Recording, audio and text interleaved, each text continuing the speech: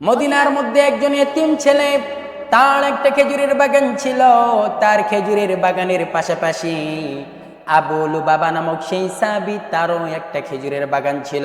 দুইজনের বাগান পাশাপাশি। এবার ঝামেলা আছে না নাই? ওই এতিম ছেলে যখন সীমানা নির্ধারণ করতে যখন চাইল, ওই এতিম ছেলে যখন প্রাচীর যখন নির্মাণ করতে চাইল, দেখা গেল আবু লুবাবার একটা গাছ ওই এতিমের ছেলের অংশ পড়ে গেছে। ওই এতিম ছেলে ডাক দিয়া বললেন, ও আবু লুবাবা, তোমার ওই গাছটা আমার কাছে বিক্রি করে দিয়ে দাও, নতুবা আমাকে দান করে দিয়ে দাও।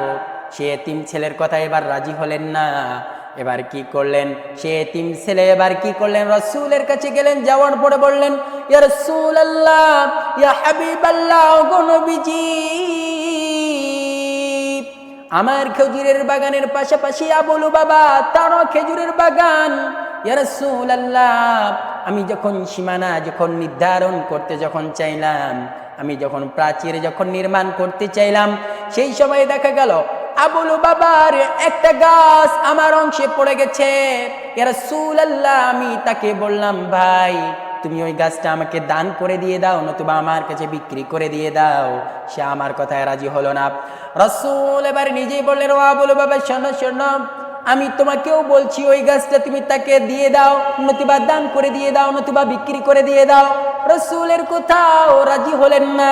এবার রাসূল সাল্লাল্লাহু আলাইহি সাল্লাম এমন একটা অফার দিয়ে দিলেন, অফার দিলেন আর বললেন, ও আবু লুবাবা, তুমি যদি ওই গাছটা যদি আবু লুবাবা ওই গাছটা যদি তুমি এতিম ছেলেকে যদি দিয়ে দাও, তাহলে কিয়ামতের দিন তোমার জান্নাতে যাওয়ার জন্য এই খেজুর গাছের জিম্মাদার হয়ে যাব। জোরে বলি সুবহানাল্লাহ।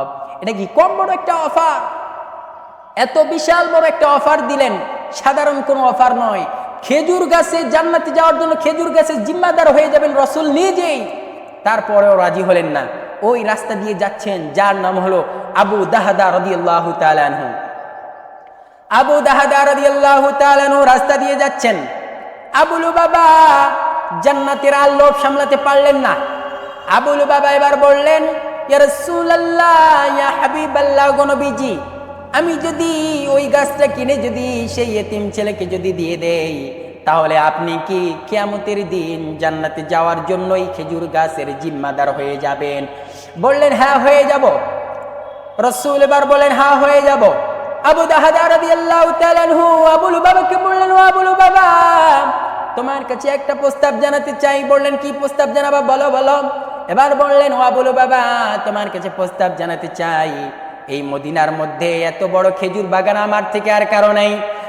আমার বাগান বাড়ি, কুয়া বাড়ি যা আছে আমি সব তোমাকে দিয়ে দেব, কিন্তু এর বিনিময় হলেও তুমি আমাকে ওই গাছটা দিয়ে দেবা। এবার যখন এই প্রস্তাব জানালেন, এই কথা বললেন, এবার আবু লুবাবা বললেন, ভাই তুমি কি আমার সাথে ঠাট্টা মশকারি করতেছো?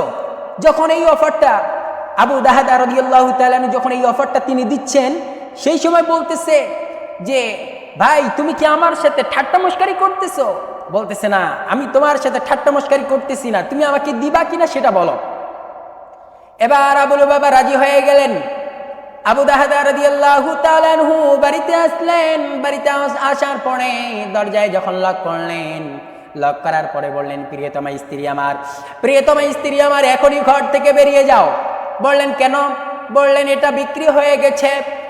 আবু দাহদা রাদিয়াল্লাহু তাআলা আনহুর স্ত্রী বললেন, মনে হয় এর থেকে বেশি দাম পেয়েছো, এই জন্য তুমি বিক্রি করে দিলা।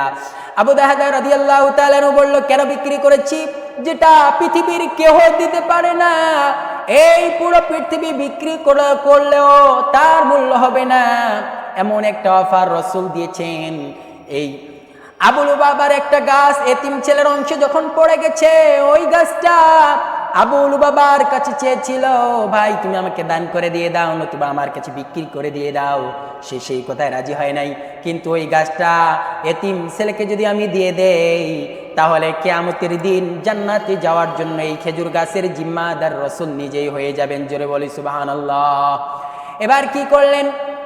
তার স্ত্রীকে, আবু দাহদা রাদিয়াল্লাহু তাআলা আনহু তার স্ত্রীকে সবগুলো খুলে জানিয়ে দিয়ে দিলেন। এই জন্য আপনাদেরকে বলি, যারা ঈমান এনেছে আল্লাহর উপরে, যারা বিশ্বাস স্থাপন করেছে, জান্নাতের বিনিময়ে তাদের জান এবং মাল যা আছে সবগুলো বিক্রি করে দিতে পারে কার জন্য? আল্লাহর জন্য সবগুলো বিক্রি করে দিতে পারে। এই জন্য মুমিনেরা যারা আছে তাদের অর্থগুলো সম্পদগুলো তারা বিক্রি করে দিয়েছিল শুধুমাত্র জান্নাতের বিনিময়ে।